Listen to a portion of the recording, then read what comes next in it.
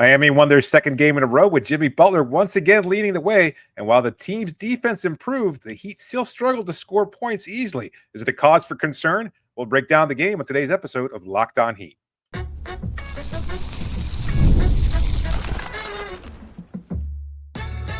You are Locked On Heat, your daily Miami Heat podcast, part of the Locked On Podcast Network, your team every day. All right, welcome to Locked On Heat, your daily podcast on the Miami Heat. Whether you're tuning in on YouTube, Odyssey, or your favorite podcast app, thanks for making Locked On Heat your first listen every day. I'm Wes Goldberg, editor at allyoucanheat.com, here with David Ramil. Both of us are credentialed Heat media members who cover this team every day, and your favorite podcast now has a newsletter introducing the Locked On Heat daily newsletter, one stop for ultimate team and league coverage delivered right to your inbox. Sign up for free now at lockedondaily.com. That's lockedondaily.com, and start your day with the all-new free Locked On Heat newsletter. Today's episode is also sponsored by Gametime. Download the Gametime app, create an account, use the code LOCKEDONNBA for $20 off your first purchase. It's a Heat win, which means we're going to get credit cookies later on in the show. We also have some of your questions that we'll get to in the third segment, but we were recording this after the Heat's 106-98 win over the Pistons. And David, I have some numbers that I just want to start off with, okay? All right. 47 three-point attempts in this game. Yeah. 15 steals, and 24 assists on 38 makes. David, this is the formula that we saw in the preseason. Spo called the game a thing of beauty. I know they missed some shots. It got a little bit closer later than you'd probably want against a winless Pistons team. But I'm going to be honest. I have to agree with Erik Spoelstra. I thought this game was played exactly the way that the Heat want to be playing their games. What about you? It was hard for me to feel that way. I don't know. Maybe it was a different vibe watching it at the arena, and you're kind of swelled up in the crowd, and you hear the roaring, and you hear the cheering, and of course, it came away with a victory. Something that hasn't been easy to find at Kaseya Center of late. And despite all that, watching it from home, my feeling was just this doesn't look that different. The 47 three-point attempt stands out. They were putting up a lot of threes. But there was that god-awful third quarter where they manufactured only 14 points. They couldn't knock down any shots. Seemed to have lost whatever rhythm they had when they had built up an 11-point lead at the half. And then, yes, they were able to turn it around the fourth quarter. And that felt more like the formula from last season where, we gave up a lot of points in the third quarter. It's once again the clutch game. But Jimmy Butler finds a way to kind of step up in the fourth. He does his thing. He gets to the line. I'm not sure which team this is, to be honest with you, because it felt like there were some elements of what we saw in the preseason, as you mentioned, but it also felt like an all too familiar pattern. Bam, passing up, whichever way you want to call it. 3-point opportunities. Terry Rozier forcing and making some tough shots. Jimmy Butler getting to the line, which is not something that I anticipated him being able to do as often as he's done so far in 3 games. I don't know how much you can rely on what this is. And while, again, the elements are encouraging of the preseason, the steals, the tight defense down the stretch, the 3-point shots, etc., there just felt like there were too many shades of last year for me to feel comfortable. Yeah, I guess this is where we disagree because I didn't think that many of those 3-point attempts were forced. I thought a lot of them were open. Tyler Herro in the third quarter missed 4 straight wide open shots that, I mean, I don't know how many times he's missing all 4 of those, and Terry Rozier ditto. Like, he missed 1 or 2 wide open ones in that fourth quarter. I hear you that Bam probably passed up a couple that he should have taken. You could even say the same thing for Jimmy Butler a little bit. But, Jaime goes 2 for 3. I thought Duncan Robinson goes 2 for 7. And I think he missed his first 3 or 4 or something like that. Nikola Jovic went 2 for 4. I thought they got enough from those guys, but 24 combined 3-point attempts from Terry and Tyler. And I asked Erik Spoelstra about that after the game, and he said, like, hey, I thought they were all open. Let it go. And I think that's what Erik Spoelstra is looking at. It could be really easy, I think, to get bogged down in like, they missed a lot of shots and they only scored 14 points in the third quarter, and that stinks. And the Pistons kind of retook the lead, and it was closer than you'd want. But looking at the process of what everything happened, I thought the spacing was a lot better in this game than it had been in the previous 2 games. They assisted on 24 of their 38 makes. I thought the ball movement was really strong. In particular, Tyler Herro, I thought his playmaking was awesome in this game. He was actually creating advantages in a way that you don't normally see. they shot 43% overall, 32% from 3-point range. If they just hit their average mark from 3-point range, this thing's a blowout. It's not even close.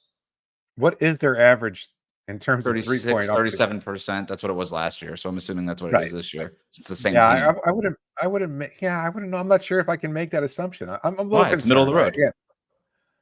Yeah, I hear you. It just feels too repetitive of what we've seen from this team recently. I don't know. Again, I like some of the things that they were able to do, and you're right. It should be encouraging, but when they miss that many shots, then that's a problem because somebody has to step up. You can't all go flat in the third quarter. I mean, Tyler went 1 of 8 in the third quarter. Jimmy went 1 of 1. Far too few attempts. They went Rozier. 2 for 13 from 3-point range as a team in the third quarter. I think I have that right. Yeah. 2 of 12. I've got 16%. 5 of Yeah. 21 overall for 24%. So not really good offense there. I mean, only got to the line twice. You're kind of relying on Jimmy to save you again. And while he's capable, we've also seen him not being capable or not necessarily having the ability to get to the line as easily at times. Like it just feels like a little bit of you're playing with fire too much. And so I'm just a little concerned. I like the steals. The defensive intensity is where I was really impressed. I want to talk about the defense because that's a really good point. But to just piggyback on your Jimmy Butler thing there, isn't that his job? Like, I know that you're not supposed to rely on him, but like that's the job of the star player is. And they did make their big push late in the third quarter. Jimmy Butler comes in with that second unit. It's Alec Burks, Duncan Robinson, Jimmy, Jaime, and then Thomas Bryant. And that second unit for the last couple of games has been really interesting. And I think Jimmy's able to play in a lot of space and all these things. They have Duncan Robinson basically setting the screen for Jimmy every single, half court possession. And that just creates a lot of interesting matchups there. And they made that push, and then they kind of take that push into the beginning of the fourth quarter. And I think they rode that. And yeah, you are relying a little bit. There was a moment, you're absolutely right, where it was like, yeah, it feels like Jimmy's going to have to win this game down the stretch. And then he did. And that's sort of the job, right? Like that's what he does. And then also credit to Tyler Herro and Terry Rozier. They made some big shots down the stretch too. Okay. Yeah, I see that point. My concern is, and maybe it's too much of the party line from our fan base, that you see this roster, you see the personnel, and there just doesn't seem anybody that can be your go-to player when things start to bog down the way they did in the third quarter. And maybe it was Tyler. Like, I think he played a pretty good game overall. I think Terry played a good game overall, but none of them have proven to be that incredible scorer that can carry a team from start to finish. And I think that's been a problem. Like, we've only seen that from Jimmy Butler, and we've only seen that from him during the postseason. We don't see it from him during the regular season. So it still feels a little too similar in terms of the shot clock winding down, possessions getting blown, bad shots necessarily. Look, the third quarter maybe was just an aberration. If Tyler hits a couple 3-pointers, maybe it doesn't look as bleak as it did. If Terry's able to knock down one shot, maybe it doesn't seem so bleak, but they didn't. And so it just feels like maybe I'm just playing the results a little bit too much. It just combined with everything what we've seen. And I've said it before, like sometimes you just want a darn blowout. You just want them to be able to see, you know what, we're up 11 at the half. Let's go up 20 in the third quarter. Let's go up 25 in the fourth. And let's really crush this team that hasn't found a way to win yet in Detroit. And so you shouldn't really be struggling as much as the broadcast crew. And I don't know if you saw this yourself. Like, Kate Cunningham was fantastic. Tobias Harris is still a matchup nightmare for Nikola Jovic in particular. Despite all that, they're still not a great team. Maybe the process for them is something you can hang your hat on because, well, they haven't won a lot lately. For a team like Miami that expects to win, process doesn't feel like enough. It has to be process and result. And tonight, while they got the win, the result wasn't exactly what you're looking for. The Pistons are not I know they're 0-4, but they are pretty feisty. They lost to the Celtics the other night by only 6 points. They lost to Cleveland by 12 points, but that was a close game for a lot of that game. They were feisty last year before they set an NBA record for consecutive losses too, remember? They weren't like this, though. I mean, they were completely disorganized under Monty Williams. Like, JB Bickerstaff has them playing hard. There's organization there. Cade Cunningham is clearly leveled up. Jaden Ivey, I think, is just a completely different player than he was last year. And then there's some pieces that you like. Tim Hardaway Jr. They added Tobias Harris, like you mentioned. This is not like this isn't a lousy Pistons team the way that they were lousy last year, even though they are 0-4. So maybe I guess maybe the truth is somewhere in the middle, right? Where it's probably not, I'm all process here. You're kind of playing more of the results. The truth is, yeah, you probably should have beaten the Pistons by more points, but the Celtics only beat them by 6. And I just like that the Heat got back to a little bit more of what we saw in the preseason. And at the end of the day, they got a W, their first win at home. And you know what that means, David? It's time to hand out some credit cookies, and we're doing that after this.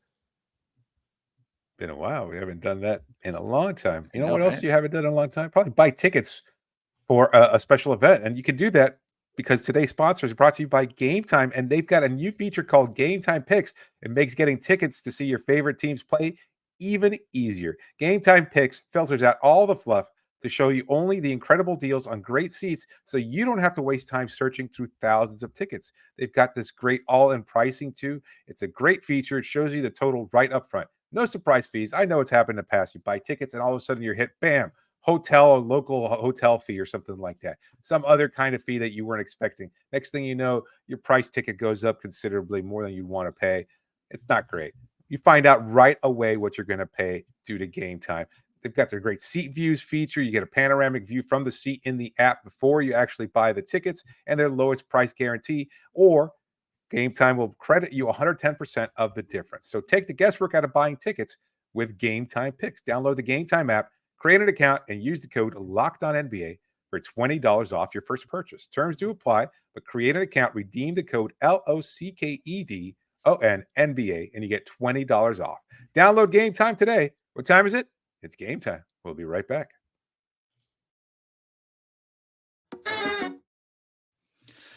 Thanks for making Locked On Heat your first listen of the day. The best way to support the show, like and subscribe on YouTube and follow us on your favorite podcast app. Let us know in the comments section.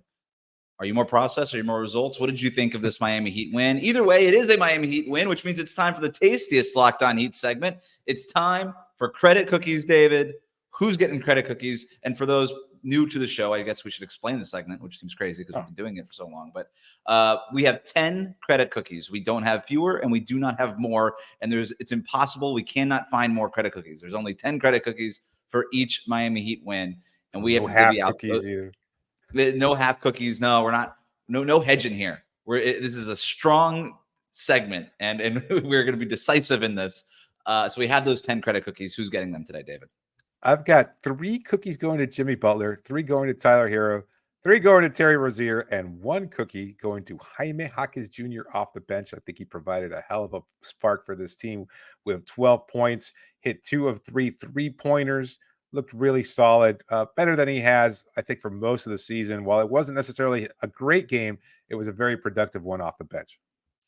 9 rebounds in this game. And I thought he played maybe his most physical game that I've seen in a really long time, maybe since the groin injury that kind of derailed his season as a rookie. And I really thought he was impactful on the glass with the 9 rebounds, but impactful near the glass with some putbacks later. Like he was like putting his shoulders and chest into dudes. And I love that. That's what you need to see from Jaime, a very like Jimmy Butler-esque, right? And I'm not obviously the first one to make that comparison, but you really saw it in that way with him. And importantly, I thought, the Heat closed the game with Jaime in that final unit. And it's something that you and I pointed out going into the season. We thought, yep, you're probably going to start with Nikola Jovic so that you can match up on size, but you're probably going to close with Jaime. And that was the first time we saw this. And, you know, I think it was a talking point afterwards with coaches and players, and they were asked about it. And everybody says, like, look, I mean, you got 5 guys out there with Terry Rozier, Tyler Herro, Jimmy, Jaime, and Bam who can make decisions and make plays with the ball in their hands. And that's just a really tough thing to match up against. So I think it makes a lot of sense for their closing lineup. Is that more of propping up Jaime and recognizing what he does well, or is that more a knock on Nico and the fact that maybe he isn't always the quickest decision maker and that sometimes he's just not as productive? Look, he was not great defensively out there. I mentioned earlier, matching up with Tobias Harris was probably a struggle for him. He just doesn't have the physicality. Tobias, for all the knocks on his contract and everything else, he's still even at this stage of his career, a very productive player. He could shoot from He doesn't outside. have that contract anymore, right? What's his contract? What's he No, making now? I think it's the last year of it, but maybe I'm wrong. I Oh, don't know. Either way.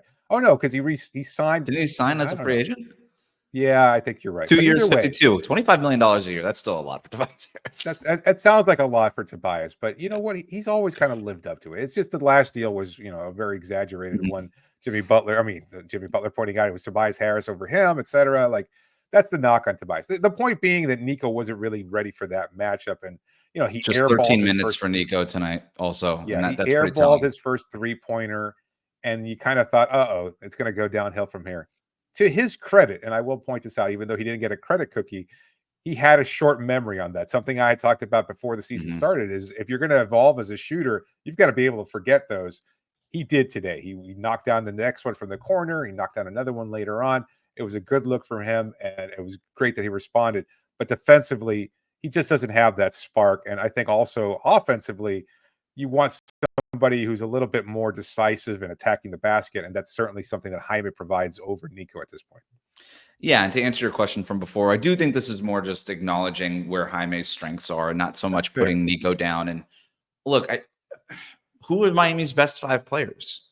Jaime is part of that, not necessarily Nico right now. And I just think you have to close games with your best 5 players, and that's just what they did here. And I think that's what we're going to see going forward. And if Nico's sort of I think it's not fair to call him like the token starter, like Luke Babbitt style, because there are times where he plays a lot of minutes. He played really important minutes down the stretch against Charlotte in Miami's first win of the season, right? Playing small ball 5 for a group that really helped, change the tone of that game. But to your point, it was just a tough matchup for him tonight. You put Jaime out there. He's just stronger, stouter.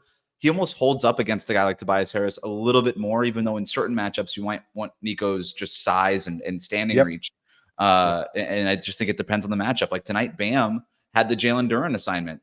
Against Charlotte, Nikola Jovic had the Nick Richards assignment, right? And so it's just a little bit different depending on what the matchup is there. But I want to go back to some of the other guys that you gave your credit cookies to, and we could talk a little bit more about Jimmy Butler here. 5 steals in this game. Yeah. Miami got 15 as a team.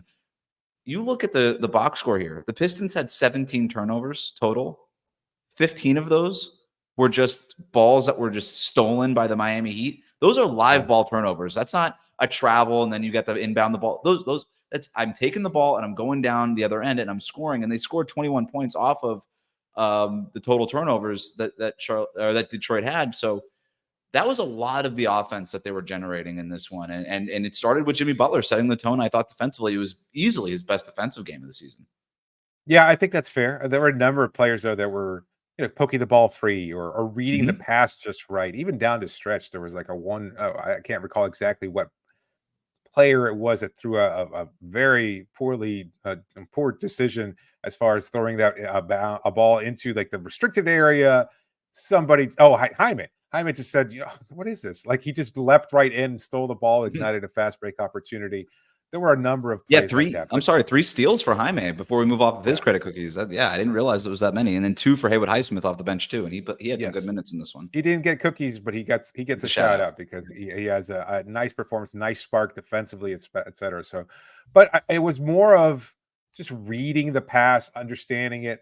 Maybe there was some poor decision making on the Detroit side, like I said before. But I think from Miami's perspective, you want to be able to take those risks a little bit because for a team that unfortunately does struggle, in my opinion, offensively a little bit, you've got to manufacture something, and you do that on the defensive end. And I think they did a really good job of anticipating, hedging when it was right, making sure they put pressures on the ball handler so that they could force those bad passes, and that would lead to a turnover, et cetera. So it felt like this team was really much more cemented in what they wanted to do defensively, and they were actually able to implement that kind of approach that we saw in the preseason in tonight's game. No doubt. I mean, the turnovers and the 3-point shooting, that's the formula, right? I mean, we don't have to go back to that whole topic, but I mean, the players that all got credit cookies, and I agree, by the way, with all your I thought you nailed it with the credit cookie allotment there. Like, you've got Tyler and Terry putting up 12 3-point attempts apiece. Tyler only made 3 of the 12. Terry only went 5 for 12. But, again, I asked Spo about this after the game. He's like, there's going to be nights where Tyler Herro goes 10 of 13. Where Terry Rozier goes 9 of 13. Like these guys can do it.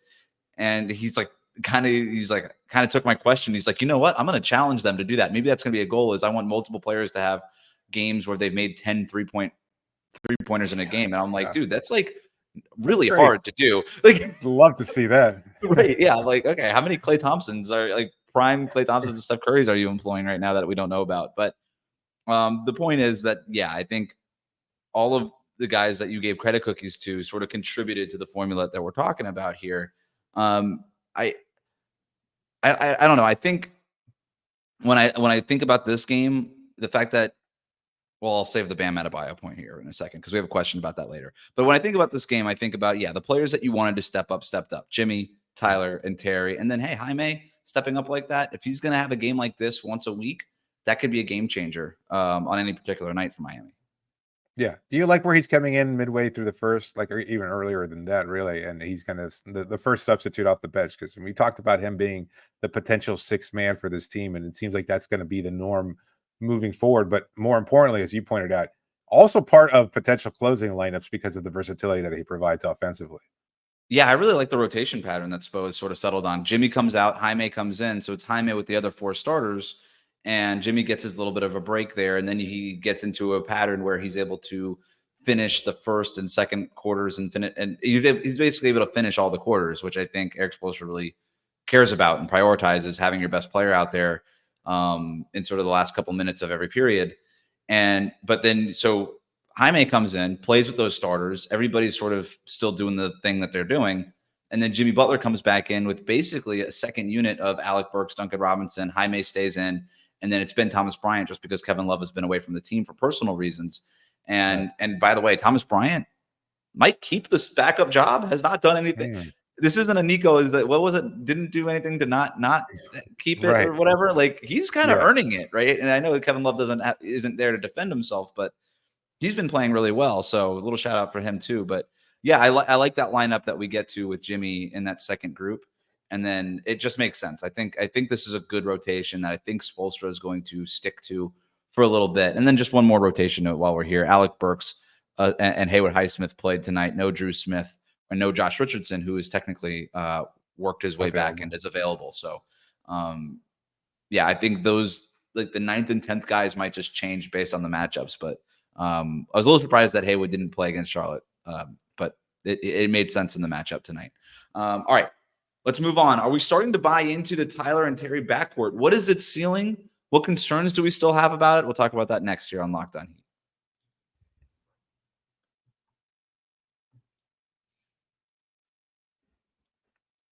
Thanks for making Locked On Heat your first listen every day. The best way to support the show, like and subscribe on YouTube. Follow us on your favorite podcast app. We're going to get to some questions here from our Locked On Heat insiders, those who subscribe to our subtext messaging platform. If you want to subscribe to our subtext message platform, you could do so by hitting that link in the show notes and in your podcast description. It is free for 14 days. Then it goes to $4.99. After that, you're going to get a chance to not only ask these questions for our post-game shows, but also interact with us during the games while we're watching these live.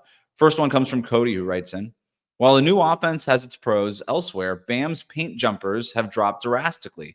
However, those seem to be the only shots that he was able to get going and hit and hit them. Okay, working my way through this. Should we be concerned with the lack of offensive looks, offense in general, early on from Bam? What do you think? I think the physicality of Duren was really a little bit more problematic. Like, Duren, despite his youth, a very strong player, kind of able to force him out. Isaiah Stewart coming off the bench, beef stew. That's not necessarily an easier matchup either. You kind of saw that in the broadcast. I don't know if you could see that in person, but they were kind of jawing at one another there. I think those are two players that love the physicality, but for Bam's sake, like, it's not as easy for him to get those good looks down low. I was more concerned about his three-point shooting, because while he went 0 of 2 and those were fine, one of them was a designated play where Jimmy found him in the corner, and that was a good look. Otherwise, there were a lot of opportunities there where he was at the top of the key, kind of staring down from the wing, maybe had the ball in his hands, and kind of just did the same thing he's done in the years past, where he's kind of just held on to it, kind of sizes up the offense and passes up a wide open look there. So I don't know. The mid-range jumpers, I'm fine if he cuts those out. I don't like that that was the basis of his diet today, was those jumpers. other than that, like I would like for him to continue taking the 3-point shot a little bit more, but it just seems like he's regressed from where he was in the preseason because those shots weren't falling early on in the first couple of games, and I think he's just not going to be taking them. So, I mean, one of your predictions was that he was going to be taking north of 300 attempts. Maybe That not seems a so lot much. less likely with every passing game. Yeah. So by my count here, and I'm looking at his shot chart, so it's not necessarily my count, but I've got him at 4 mid-range shots, 3 in the restricted area, and then the 2 misses from 3-point range. And that's not bad. And a couple of those free throw line jumpers that were his bread and butter the last couple of years, I think you need to have those every once in a while. And there was a big one that he hit in the third quarter, I thought, in a pick and roll with Terry Rozier. And it was just very much in the flow of the offense. And it felt to me a little bit that not just Bam, but even Tyler Herro and Terry Rozier and Jimmy a little bit were playing a little bit more freer in the offense tonight, where it wasn't so much of like a shock collar going off if you took a mid-range jumper. It was a little bit like, yeah, you know what? If it's in rhythm and it's been a few possessions since we've done this, go ahead and take that. And every offense needs a little bit of that. Miami's problem last year was that it was all of bit of that. It was the whole offense was mid-range jumpers. And so you obviously have to cut down on those. I like that Bam still took 2 of them, the 3-point shots. Sure.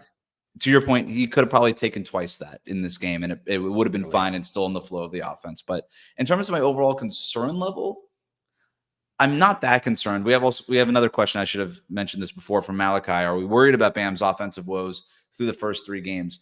To me, the biggest difference between the preseason and this too, and this is probably goes hand in hand with the lack of 3-point shooting from Bam, is I thought the offense was basically running through Bam in the preseason. He was the hub with the dribble handoffs at the top and everything. And in the regular season, it feels like it's tilted more towards traditional pick and roll where he's setting that screen and Terry Rozier's coming off of it and setting other guys up, or Tyler Herro, whoever.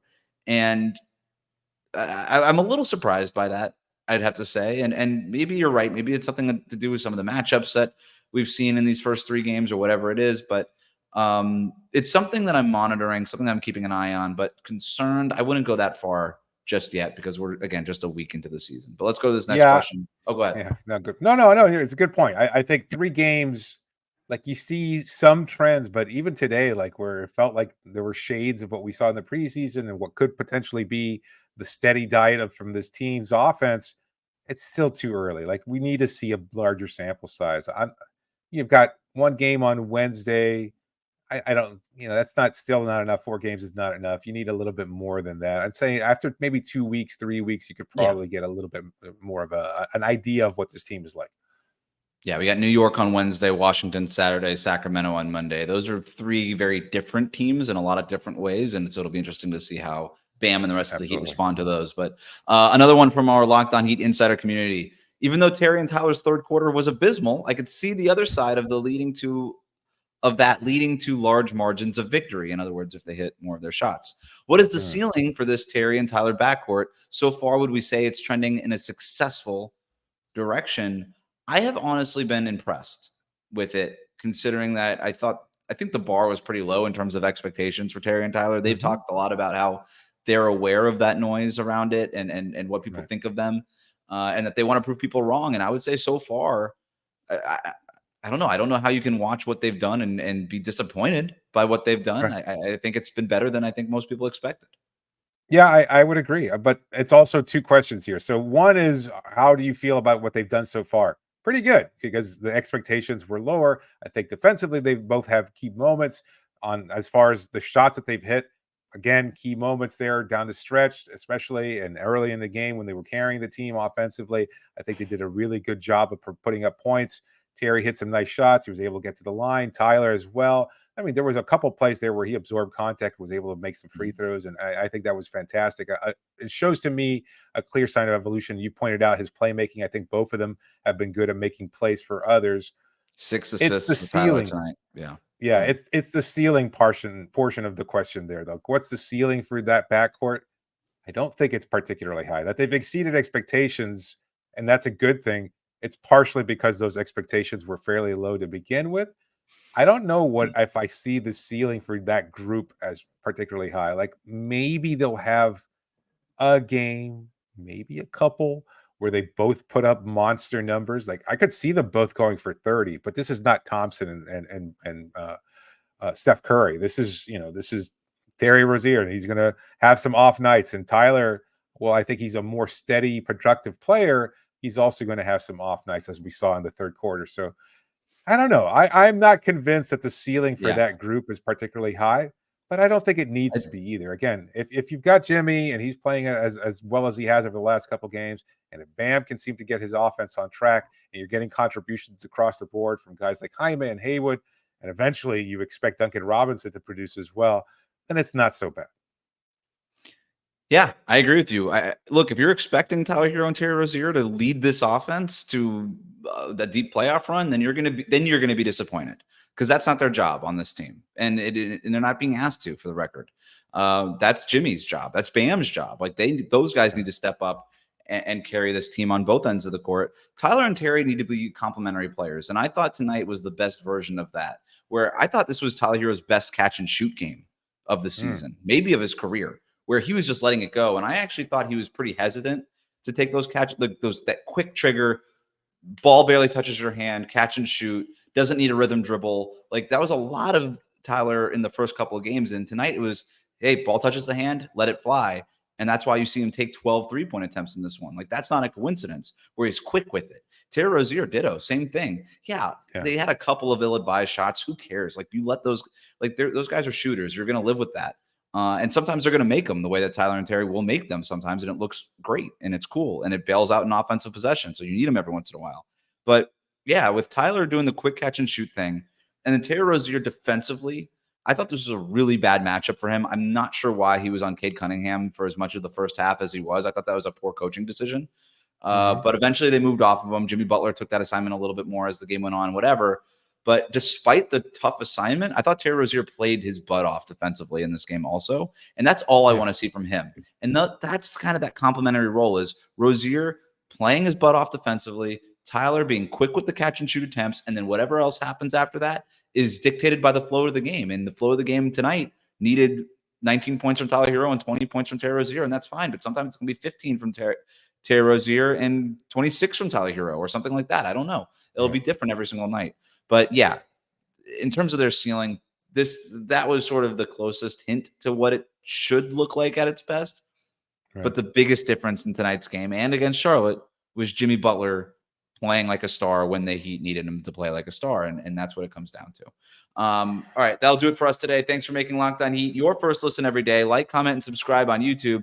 Follow us on your favorite podcast app. Your favorite podcast now is a newsletter introducing the Locked On Heat daily newsletter, one stop for ultimate team and league coverage delivered right to your inbox. Sign up for free right now as we are starting the season at LockedOnDaily.com. That's LockedOnDaily.com to start your day with the all-new free Locked On Heat newsletter.